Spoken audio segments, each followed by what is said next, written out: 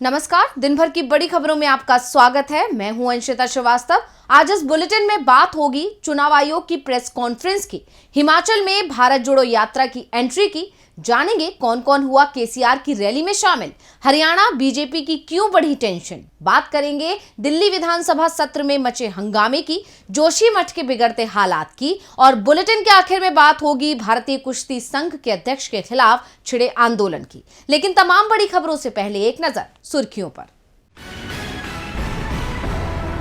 BJP सांसद के बचाव में आए केंद्रीय मंत्री ज्योतिरादित्य सिंधिया बोले, तेजस्वी सूर्या ने अपनी गलती के लिए मांग ली है माफी। तेजस्वी सूर्या ने खोल दिया था विमान का इमरजेंसी गेट। बीजेपी पर बरसी टीएमसी प्रमुख ममता बनर्जी, मेघालय में बोली, भाजपा चुनाव के समय कुछ और, चुनाव के बाद कुछ और करती है। शुभमन गिल ने दोहरा शतक जड़ रचा इतिहास, न्यूजीलैंड के खिलाफ हैदराबाद में पहले वनडे में 149 गेंदों पर बनाए 208 रन। तेजी के साथ बंद हुआ शेयर बाजार, सेंसेक्स 390 अंकों की तेजी के साथ 61,045 पर हुआ बंद, निफ्टी 112 अंकों की तेजी के साथ 18,165 पर हुआ बंद। तो ये थी सुर्खियां और अब बात आज की सबसे बड़ी खबर की। देश में एक बार फिर चुनाव का शोर सुनाई देने लगा है, क्योंकि इस साल देश के 9 राज्यों में चुनाव होने हैं। ऐसे में आज चुनाव आयोग ने प्रेस कॉन्फ्रेंस की और 3 राज्यों में होने वाले चुनाव की तारीखों का ऐलान किया। तो कब और किस राज्य में होंगे विधानसभा चुनाव, आइए देखते हैं इस रिपोर्ट में। चुनाव आयोग ने आज प्रेस कॉन्फ्रेंस की और पूर्वोत्तर के 3 राज्यों त्रिपुरा, मेघालय और नागालैंड में चुनाव की तारीख का ऐलान कर दिया। तारीखों के ऐलान के साथ ही तीनों राज्यों में आचार संहिता लागू हो गई है। चुनाव आयोग की तरफ से दी गई जानकारी के मुताबिक त्रिपुरा में 16 फरवरी को वोट डाले जाएंगे, जबकि मेघालय और नागालैंड में 27 फरवरी को चुनाव होंगे। तीनों राज्यों में 2 मार्च को मतगणना कराई जाएगी। मुख्य चुनाव आयुक्त राजीव कुमार ने बताया, त्रिपुरा चुनाव के लिए अधिसूचना 21 जनवरी को जारी होगी। नामांकन की अंतिम तिथि 30 जनवरी है। 2 फरवरी तक नाम वापस लिया जा सकेगा। वहीं मेघालय और नागालैंड में 31 जनवरी को अधिसूचना जारी होगी। दोनों राज्यों में नामांकन की आखिरी तारीख 7 फरवरी है। मेघालय और नागालैंड में नाम वापसी की आखिरी तारीख 10 फरवरी है। तीनों राज्यों में वोटरों की बात करें तो नागालैंड, मेघालय और त्रिपुरा में कुल 62.8 लाख मतदाता हैं। इसमें से 31.47 लाख महिला वोटर हैं। साथ ही राज्य में 97,000 वोटरों की उम्र 80 साल से अधिक है। इसके अलावा 31,700 दिव्यांग वोटर हैं। तीनों राज्यों में मतदान में पहली बार हिस्सा लेने वालों की संख्या 1,76,000 है। आपको बता दें कि नागालैंड में विधानसभा का कार्यकाल 12 मार्च, मेघालय में 15 मार्च और त्रिपुरा विधानसभा का कार्यकाल 22 मार्च को पूरा हो रहा है। इस बीच चुनाव आयोग ने जम्मू कश्मीर को लेकर भी बड़ा ऐलान किया है।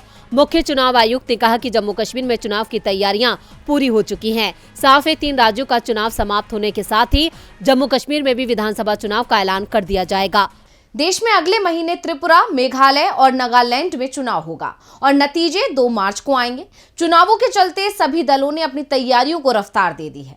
वैसे तैयारी तो कांग्रेस भी कर रही है यात्रा के जोरदार समापन की, क्योंकि भारत जोड़ो यात्रा आज हिमाचल में प्रवेश कर चुकी है, जहां यात्रा का जबरदस्त स्वागत हुआ और अब जल्द ही यात्रा घाटी में प्रवेश कर जाएगी। राहुल गांधी की अगुवाई में निकल रही भारत जोड़ो यात्रा ने आज 124वें दिन का सफर पूरा कर लिया। हिमाचल में अपनी एक दिन की यात्रा में राहुल गांधी 24 किलोमीटर पैदल चले। राहुल गांधी के नेतृत्व में भारत जोड़ो यात्रा के हिमाचल प्रदेश के इंदौरा विधानसभा क्षेत्र के मानसर में प्रवेश पर मुख्यमंत्री सुखविंदर सिंह सुक्खू, उप मुख्यमंत्री मुकेश अग्निहोत्री, कांग्रेस प्रदेश अध्यक्ष प्रतिभा सिंह, मंत्रिमंडल के सदस्यों और कांग्रेस पार्टी के वरिष्ठ नेताओं ने जोरदार स्वागत किया। हिमाचल में भारत जोड़ो यात्रा के समापन पर आज राहुल ने कांगड़ा जिले के इंदौरा के मलोट में एक जनसभा को संबोधित किया। राहुल गांधी ने हिमाचल में यात्रा को मिले सम्मान और स्वागत के लिए लोगों का दिल से धन्यवाद दिया और एक बार फिर राहुल ने बताया कि ये यात्रा उन्होंने क्यों शुरू की। राहुल ने कहा कि देश में फैली नफरत को खत्म करने के मकसद से ही उन्होंने भारत जोड़ो यात्रा शुरू की थी। साथ ही उन्होंने बीजेपी पर निशाना साधते हुए कहा कि देश में भाई को भाई से, एक धर्म के लोगों को दूसरे धर्म के लोगों से लड़ाया जा रहा है। कभी जाति के नाम पर तो कभी भाषा के नाम पर देश में टकराव को बढ़ाया जा रहा है। इसी के खात्मे के लिए वो भारत जोड़ो यात्रा निकाल रहे हैं। राहुल गांधी ने कहा कि पहले भारत जोड़ो यात्रा हिमाचल प्रदेश से नहीं निकलनी थी, लेकिन हिमाचल वासियों के प्यार और सम्मान की वजह से यात्रा के रूट में बदलाव किया गया। उन्होंने कहा कि इस यात्रा को पूरे देश में भरपूर समर्थन प्राप्त हुआ है और उन्हें भी काफी कुछ सीखने को मिला है। आपको बता दें कि 19 जनवरी को कांग्रेस की भारत जोड़ो यात्रा जम्मू कश्मीर पहुंच रही है। ये यात्रा का अंतिम पड़ाव है। 7 सितंबर को कन्याकुमारी से शुरू हुई ये यात्रा 30 जनवरी को कश्मीर में पूरी होगी। कांग्रेस की भारत जोड़ो यात्रा देश को जोड़ने के संकल्प के साथ निकाली जा रही है। और कांग्रेस की इस यात्रा को जनता का भरपूर समर्थन मिला है। वैसे आज विपक्ष जुड़ता हुआ नजर आया, वो भी तेलंगाना में। केसीआर की रैली में आज एक ही मंच पर कई विपक्षी दल एक साथ नजर आए, तो कौन कौन हुआ रैली में शामिल, आइए देखते हैं रिपोर्ट। लोकसभा चुनाव से पहले विपक्षी एकता की कोशिश तेज हो गई है। मोदी सरकार को एकजुट होकर चुनौती देने का प्रयास तेज हो गया है। श्रीनगर में कांग्रेस ने भारत जोड़ो यात्रा के समापन पर 21 दलों को शामिल होने का न्योता दिया, तो तेलंगाना में आज विपक्ष एक मंच पर दिखाई दिया। मौका भारत राष्ट्र समिति की रैली का था, जिसके सहारे के चंद्रशेखर राव ने इस साल होने वाले चुनाव के लिए अपनी ताकत भी दिखाई। रैली में दिल्ली के मुख्यमंत्री अरविंद केजरीवाल, पंजाब के मुख्यमंत्री भगवंत मान, केरल के मुख्यमंत्री पिनरई विजयन, समाजवादी पार्टी के नेता अखिलेश यादव और भारतीय कम्युनिस्ट पार्टी सीपीआई के नेता डी राजा शामिल हुए। रैली में तेलंगाना के सीएम केसीआर ने कहा कि देश में क्या हो रहा है, ये एक ऐसा सवाल है जो मुझे कई दिनों से परेशान कर रहा है। ये इस देश के लोगों की संपत्ति है, जिसे किसी से भीख मांगने की जरूरत नहीं है, जिसे विश्व बैंक, अमेरिका या किसी अन्य विदेशी सहायता की आवश्यकता नहीं है। हम किसी भी विकसित देश से कम नहीं है, लेकिन हमें धोखा दिया जा रहा है। उन्होंने कहा कि केंद्र की मेक इन इंडिया पहल विफल रही है। केंद्र सरकार को हमारी सरकार की योजनाओं को देखना चाहिए। राइतु बंधु जैसी कल्याणकारी योजनाओं को पूरे देश में लागू किया जाना चाहिए। किसानों की खुशहाली के लिए देश में तेलंगाना का मॉडल लागू होना चाहिए।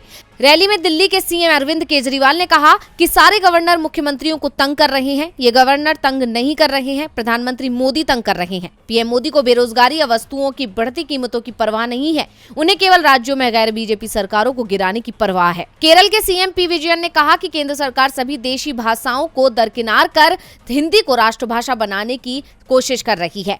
अपनी मातृभाषाओं की जगह हिंदी थोपने से देश की अखंडता प्रभावित होगी।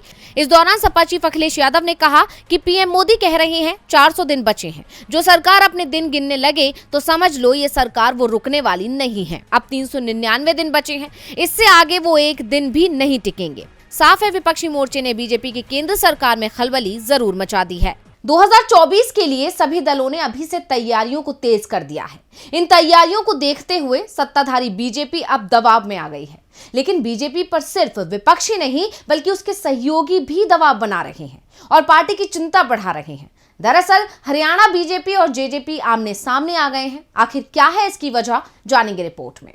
हरियाणा विधानसभा चुनाव में 1.5 साल से ज्यादा का समय है, लेकिन अभी से राज्य में ओल्ड पेंशन स्कीम का मुद्दा जोर पकड़ने लगा है, क्योंकि इसी मुद्दे के चलते हिमाचल की सत्ता बीजेपी के हाथ से चली गई।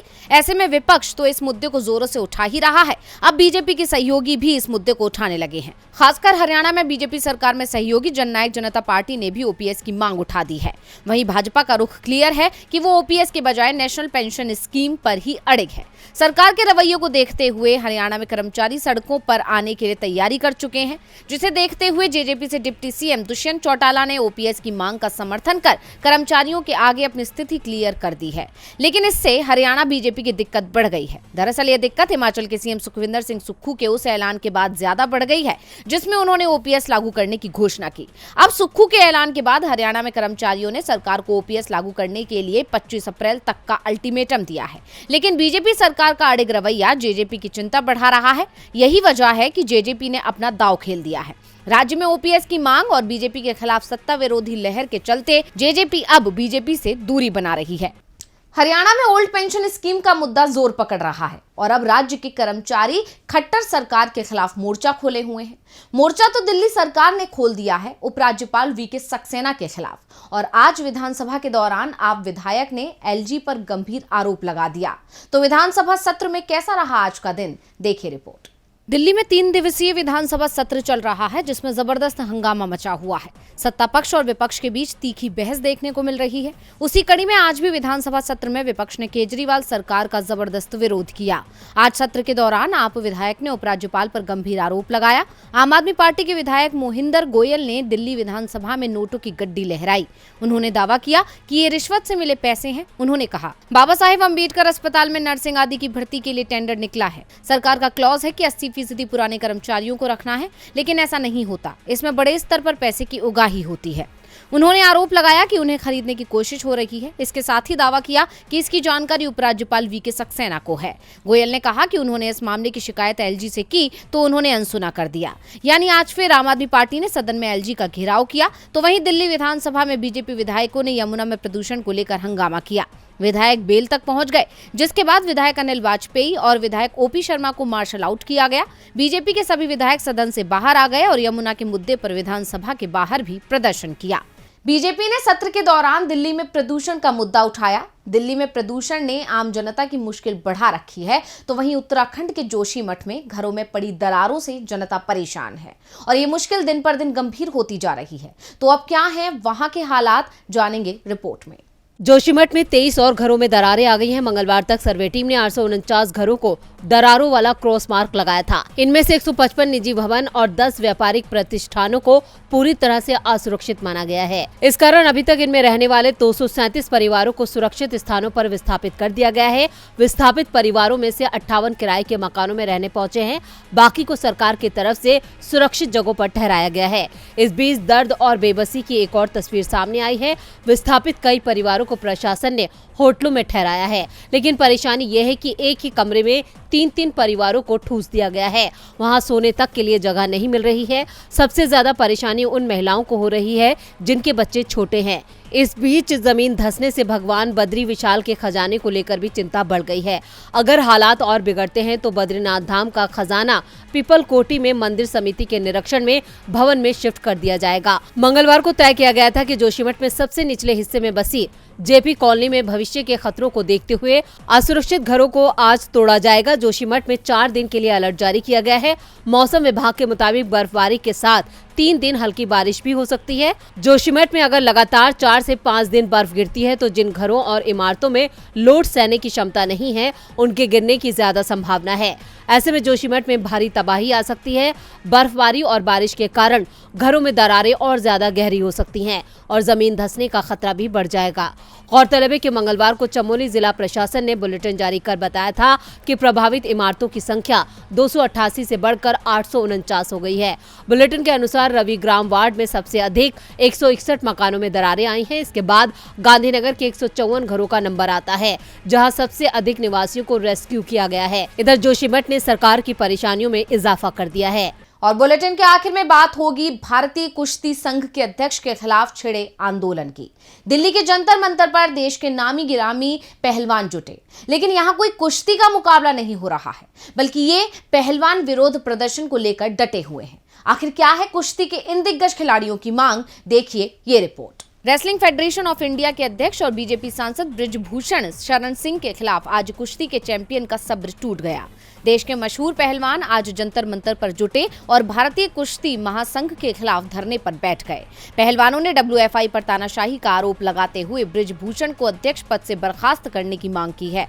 जंतर मंतर पर बजरंग पूनिया, साक्षी मलिक, सोनम मलिक, संगीता फोगाट और विनेश फोगाट समेत कई दिग्गज पहलवानों ने प्रदर्शन किया। प्रदर्शन का नेतृत्व कर रहे बजरंग पूनिया ने कहा कि हमारी लड़ाई सरकार से नहीं, फेडरेशन से है।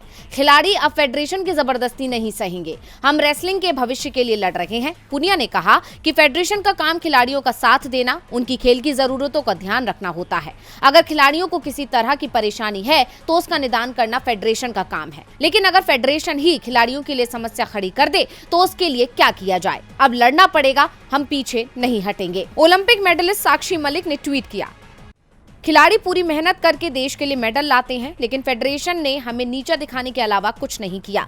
मनचाहे कानून लगाकर खिलाड़ियों को परेशान किया जा रहा है। इस बीच विनेश फोगाट ने फेडरेशन के अध्यक्ष पर कई गंभीर आरोप लगाए हैं। पहलवानों ने कहा कि हमारे लिए प्रधानमंत्री से मिलना आसान है, लेकिन फेडरेशन अध्यक्ष से मिलना बहुत मुश्किल है। अब ये प्रदर्शन अध्यक्ष की बर्खास्तगी तक चलता रहेगा।